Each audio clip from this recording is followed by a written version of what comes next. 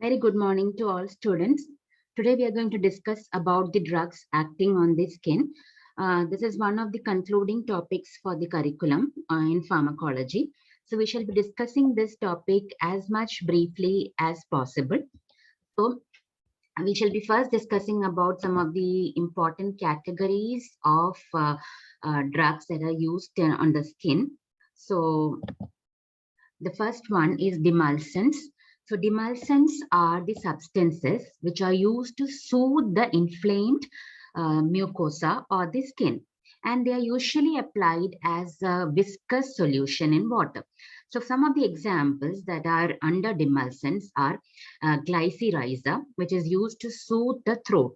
So whenever there is a sore throat, this is used to soothe the throat. Similarly, you have got other examples like methyl cellulose, which is usually found in nose drops. It is also seen in the contact lens solutions. Other one is propylene glycol, which is usually used in occlusive dressings for dry skin, and glycerin. So all of you know about glycerin. It is having multiple uses. So one of the uses is as demulcents, and other uses include its use as a suppository, and it is also used to decrease the intracranial tension, in which case it can be given either orally or intravenously. So you can just have a note of the different uses of glycerin, that is as a demulcent, as an emollient for the dry skin, as a suppository to evacuate the bowel, and also to decrease the intracranial tension, and also it is used for decreasing the intraocular tension in glaucoma, which has already been dealt with in the previous topics. Then you have got the other category of drugs called as emollients. So this is a very the term is very familiar to all of you. So this is used to soothe and soften the skin. So it is mainly used for dry skin, and many available preparations are there, which usually contain olive oil, arachis oil, sesame oil, cocoa butter, hard and soft paraffin wax, and all. So there are many commercial preparations which are available in the market, which may contain one of these agents.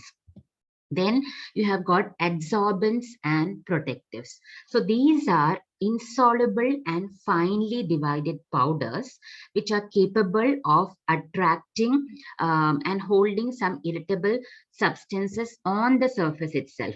And they are also called as protectives because they physically protect the skin. So these adsorbents, they will absorb the toxic substances right on the skin and not allow it to penetrate further.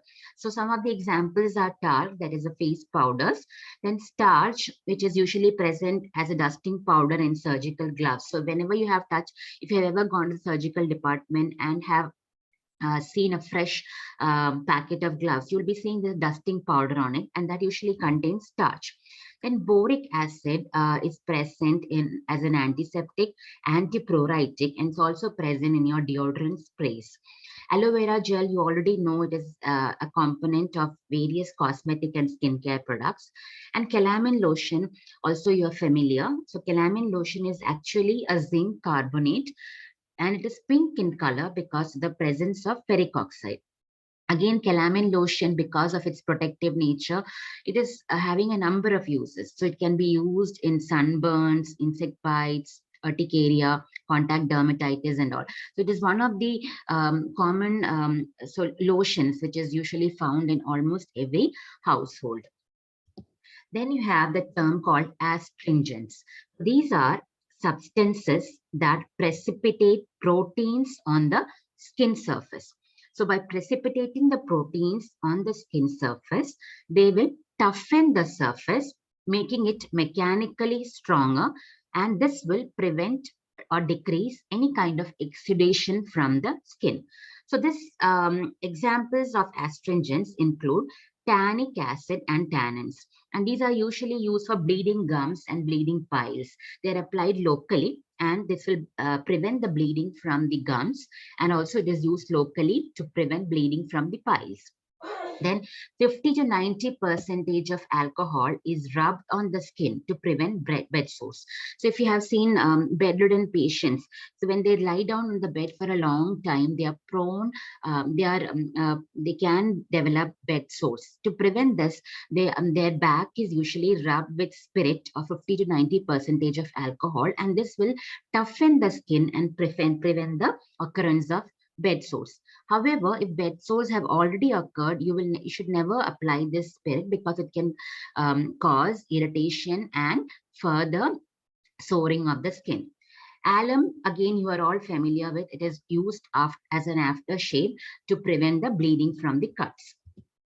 Then there's a term called as counter irritants. Again, this is very familiar to you because you all have used this pain balms for headache, for muscular pains and all.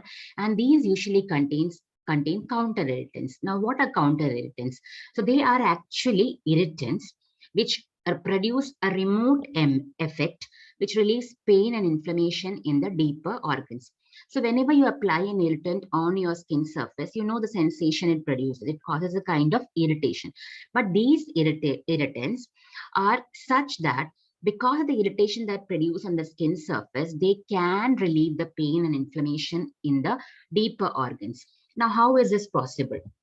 Now we'll see the mechanism by which this is possible.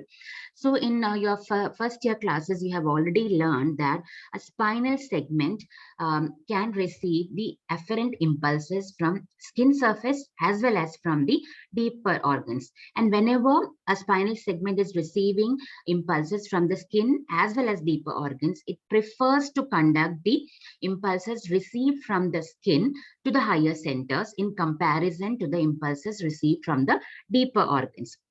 And this is called as the gating phenomena, which you have learned in the first year. Now, when the counter irritant is applied on the skin surface, like maybe if you are having a headache, you apply it on on your temporal region of the head. So what happens is that this produces a sensation on the skin, and this sensation will be preferentially conducted to the higher centers, obscuring the deeper sensation. So what happens is that you feel the kind of the irritant effect or the cooling or the warmth of the this particular application on the skin, and this in a way indirectly obscures the pain due to the headache.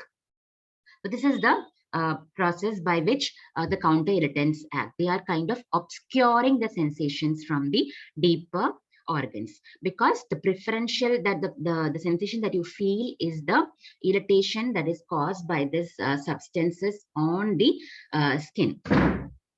Now, the counter irritants usually are rubbed to relieve the headache, muscular pain, joint pains, etc. And you can have turpentine oil, clove oil. So all of you would be seeing that your mother's like advocating clove oil for dental pain. So the clove oil also is acting like a counter irritant. And eucalyptus oil, camphor, menthol, these are all contents that you usually see in the case of balms like tiger balms, amrutanjan. All these things are containing counter irritants. Then keratolytics. So these dissolve intercellular substances in the horny layer of the skin. So they are they will soften the skin and cause it to peel off or desquamate. So where do we use this? We are using this for hyperkeratotic lesions like corns. You can see it in the figure here, corns, then warts, in case of psoriasis and even ringworm. On all these conditions, you see hyperkeratosis, and so you're using keratolytics. Examples of keratolytics are salicylic acid, resorcinol, and urea. So all these areas, usually from the exam point of view, they usually ask you the examples as name two examples of these areas. That is why I am just concentrating on the definition and the example.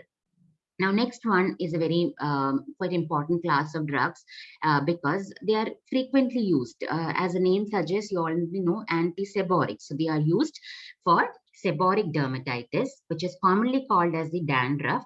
And this affects areas which are rich in sebaceous glands like scalp, face, trunk, and it is characterized by erythematous scaling lesions. So a number of preparations are available as antiseborics, which include selenium sulfide, which is available as a lotion or shampoo, zinc pyrithione, again available as a lotion, corticosteroids topical lotion, and again you are having a topical preparations of imidazole antifungals like ketoconazole. So these are the 4 categories of drugs. Now, among these, the preferred ones are the imidazole antifungal like ketoconazole because they are devoid of any kind of systemic toxicity. Corticosteroids, they even if when they are applied topically, can lead to local adverse reactions as well as systemic adverse reactions on chronic use. Similarly, selenium sulfide also, if it is applied on inflamed skin, it can get systemically absorbed and can cause toxicity. So, of the lot, you see that imidazole antifungals like ketoconazole are relatively safe anti-seboric drugs. Then you have got the melanizing drugs. The melanizing agents, as the name suggests, these are the drugs that increase the sensitivity to solar radiation and promote pigmentation of the areas in vitiligo. So all of you have seen cases of vitiligo, which are characterized by whitish patches over the skin, and to cause pigmentation of these whitish areas. So these melanizing agents are used. Examples of melanizing agents are psoralen, methoxsalen, and trioxazole, and these can be given both topically as well as orally. But the one thing that you have to keep in mind is that you have to expose the patient to sunlight or ultraviolet light after you apply these drugs, because only in the presence of sunlight they can cause melanizing effect. Then the demyelinizing agents are just the opposite. These drugs lighten the hyperpigmented patches on the skin, and examples include hydroquinone, monobenzone, and azelaic acid. All of these are applied topically. Next, we come to a very important class of drugs, that is drugs for psoriasis. Now, psoriasis is an immunological disorder which is characterized by widespread erythematous scaling lesions and plaques. And this is mainly occurring because of excessive epidermal proliferation, which is also accompanied by inflammation. Now, in the psoriasis is a very resistant disease to be treated. So drugs can reduce the lesions, but the complete cure is very difficult, and prolonged therapy has to be often given for cases of psoriasis. Now, the drugs used. We first will deal with the topical drugs. So drugs that is like the topical steroids. So these are the primary drugs which are given for psoriasis. They are very effective in psoriasis. However, they can produce a lot of ADRs on long-term use. The next category of drugs are calcipotriol. So these drugs are synthetic vitamin D analog, and they bind to the vitamin D receptor present in the keratinocytes and suppress the proliferation. So they are quite effective in the psoriasis, especially the plaque type psoriasis. I'm not going into the types of psoriasis in this topic because it is beyond the scope of this class. However, you'll be learning the different type of psoriasis in your dermatology postings. So though it is effective, the response is quite slow, and it produces mild areas like skin irritation, erythema, and scaling. The absorption, systemic absorption is very less, and it doesn't affect the calcium metabolism in any way. So it can be considered as a safe alternative to steroids in psoriasis, but the only problem is it is quite expensive. Then you have got azarotin. This is a synthetic retinoid, and it binds to the retinoid receptors. It also produces anti-proliferative and anti-inflammatory action. So all these drugs are producing anti-proliferative and anti-inflammatory action. This is again applied topically, and this also produces skin irritation, burning sensation, peeling. But the main problem with this is it is teratogenic, and so people should be advised not to conceive while they are on azarotin. Next one is coal tar, which is a crude preparation of phenolic compounds. And after applying coal tar, you have to expose the patient to the sunlight, because only in the presence of the sunlight, it produces phototoxic action on the skin and retards the proliferation. It is applied as an ointment and the patient is exposed to sunlight. However, the use of coal tar has now become very less because of some of the unacceptable and serious ADRs associated with it, that is strong smell, cosmetic unacceptability, skin irritation, allergy, photosensitivity, and even there is a potential for carcinogenicity. So far we have discussed topical steroids, calcipotriol, tazarotene, coal tar as the drugs for psoriasis. The last one under psoriasis is pure therapy. That is a combination of psoralen. So psoralen was we had learned as a melanizing agent and along with ultraviolet A. So the photoactivated psoralen, it can interfere with the DNA synthesis and it can prevent the epithelial proliferation. So what do we do here? Oral, that is either psoralen or methoxsalen is administered to the patient, and it is followed by 1 to 2 hours later by the ultraviolet A exposure, and this is done on the alternate day. The problems with this is that it is having ADRs which are not very acceptable, like gastric discomfort, nervousness, insomnia, blistering, burns, erythema, and hence it is reserved only for severe cases of psoriasis. Next one is acetretinoin. This is a synthetic retinoid for oral use. So far we have whatever we have discussed was for topical use. This is one drug which is used for oral use. It again, the major problem with this is it is highly teratogenic and it can be there in the body for months and months after stopping it. So the women who take acetretinoin should be advised not to conceive during and also till 3 years after stopping it. It is reserved for severe cases of psoriasis. So that completes the drugs for psoriasis. Now we shift to the drugs for acne.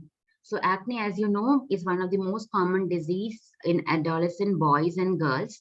It is characterized by comedones. So what you see here is comedones, which is occurring because of excess sebum production, and the sebum gets retained in the follicular cells, and there is a colonization of bacteria like P. acnes. And this comedone sometimes may rupture, causing a lot of inflammation and pustules. So there is both topical therapy as well as systemic therapy for acne. Under the topical therapy, the ones included are benzoyl peroxide, retinoic acid, which is actually all trans vitamin A acid, otherwise called as tretinoin. Then we have adapalene, topical antibiotics, azelaic acid. Systemic therapy includes antibiotics and isotretinoin. So first one is benzoyl peroxide. It is widely used and it's quite effective in acne. It has got both comedolytic and keratolytic properties, and it is used as a cream, gel, or lotion. Then you have got retinoic acid, which is a vitamin A preparation. And this is also a comedolytic and keratolytic, and it is highly efficacious, but the response is delayed. It is also used as a gel or a cream. So as compared to the other retinoids, it is not teratogenic. However, we should exert caution if you're giving it to the pregnant women. Then one comes the adapalene, which is a synthetic tretinoin like drug, and it also prevents, it's also keratolytic. However, it is less irritant than retinoin. Again, it is available as a gel. Then you have got a number of topical antibiotics like clindamycin, erythromycin, tetracyclines, which are used in inflamed papules. And they are resorted to only if the papules or the comedones are inflamed. The next one is azelaic acid, which is a natural product produced from Pictyrisorum sporum ovale. It inhibits the P. acnes and is keratolytic. Again, this is also available as a topical cream. Under the systemic therapy, we are having antibiotics like tetracycline, doxycycline, minocycline, and erythromycin. And this is used for initial control, and then they can be given in small doses for months for the maintenance. However, there is a risk of chronic use of the antibiotics, like increased intracranial tension on long-term use of tetracyclines.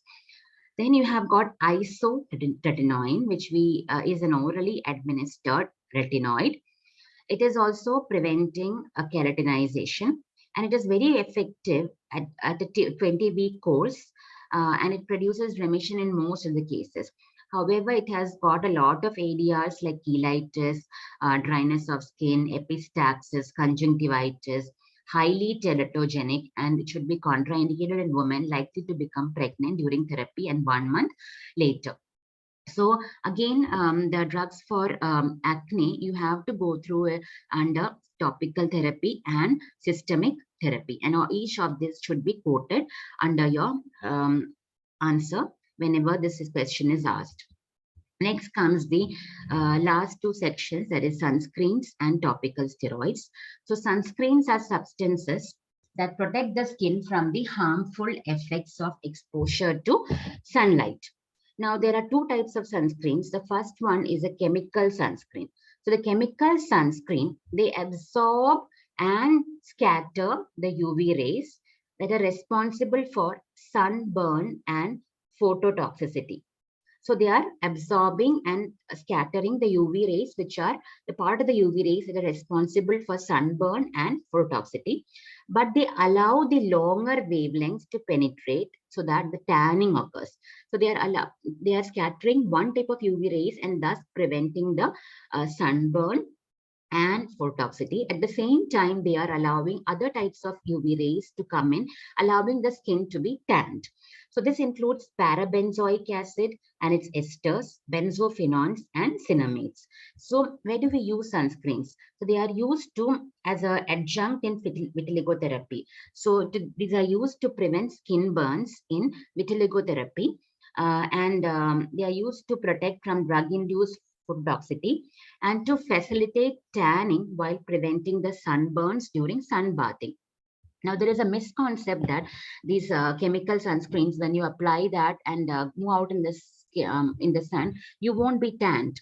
Okay, but the actual truth is that you will be tanned, but it only prevents a sunburn. So there's a difference between tanning and getting sunburn. Okay, so tanning means is a darkening of the skin when you go out the skin, whereas sunburn means it is a more complex the reaction on the skin, which can cause a kind of inflammation on the skin, and it's not acceptable. So this chemical sunscreens will allow the tanning to occur, but it will prevent the sunburn. So you can see many people going out to the beaches to get sunbathed. So what they want is to get tanned. At the same time, they don't want to be sunburned. So they apply these chemical sunscreens, which will allow them to be tanned, but will prevent the sunburn. On the other hand, physical sunscreens, otherwise called as the sunshades, they are opaque substances that stop and scatter not only UV rays, but also visible light. So they are not allowing any kind of rays to go inside. So these will prevent both sunburn as well as the tanning. But the only problem with them is that they have to be applied as a very thick lotion or cream, which may not be cosmetically acceptable. So under this, you have the example of calamine, heavy petroleum jelly, titanium dioxide, skin dioxide. So if you apply this sunscreen, that is a lactocalamine, and move out in the skin, you will not be tanned, neither will you be sunburned. But the problem is that you have to apply a very thick skin, layer of this particular application. Now, this is used to decrease the pain and swelling of the sunburn as well as the photo allergy. So the basic difference between chemical sunscreen and the physical sunscreen should be understood. There is a type of rays that they scatter and the type of rays that they do not allow to penetrate. The one is used to prevent only the sunburn, whereas the other can prevent both sunburn as well as tanning. And the examples under the respective headings should be learned. Another thing that you have to know is the sun protection factor, or the SPF. So when we always come across sunscreen brands and they always quote SPF values. So what is this SPF value? So SPF value is something that decides the efficacy of the sunscreen, means how much effective is it to prevent the sunburn. So it is actually the ratio of the dose of the UVB radiation that will produce minimal erythema on protected skin to the dose required to produce the same on the unprotected skin. So most of the commercial sunscreens have SPF above 15. So higher the SPF, the more efficacious the sunscreen is. So whenever you're purchasing a sunscreen, you should go for a higher value of SPF. The last part of today's class deals with the topical steroids. So we have learned elaborately about corticosteroids, the systemic steroids, in your previous chapters.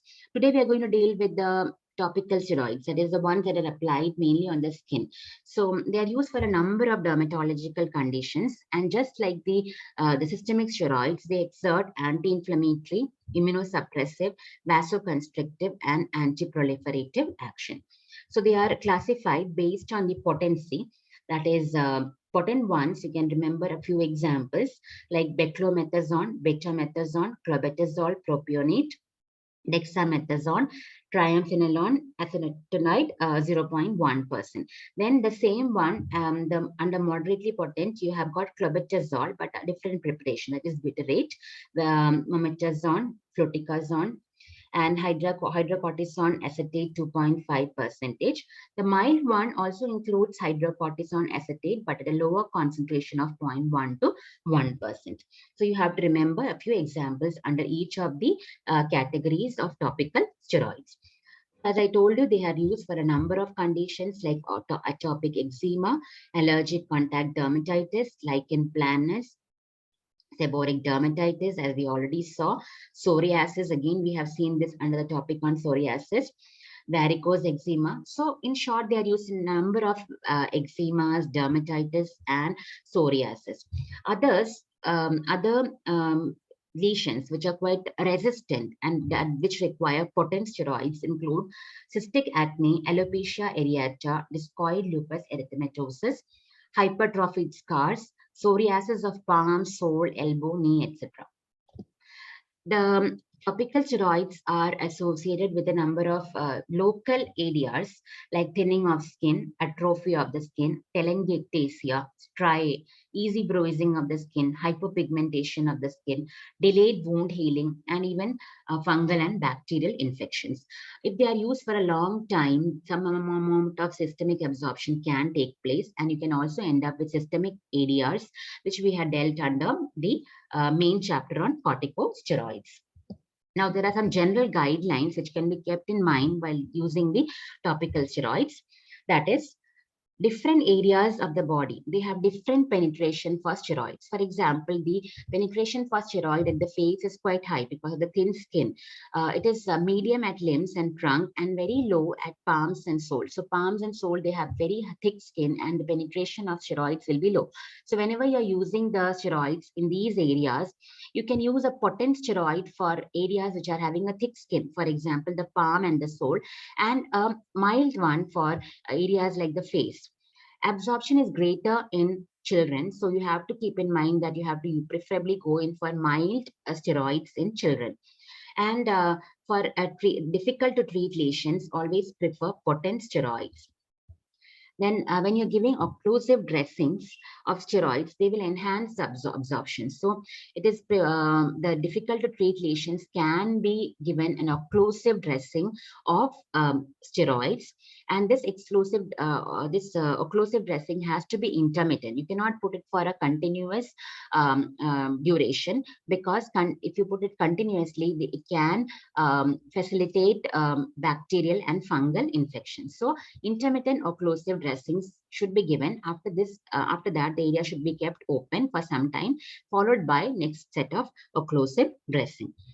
Whenever we are using potent steroids, it is better to use them for short or intermittent period to prevent the adverse reactions.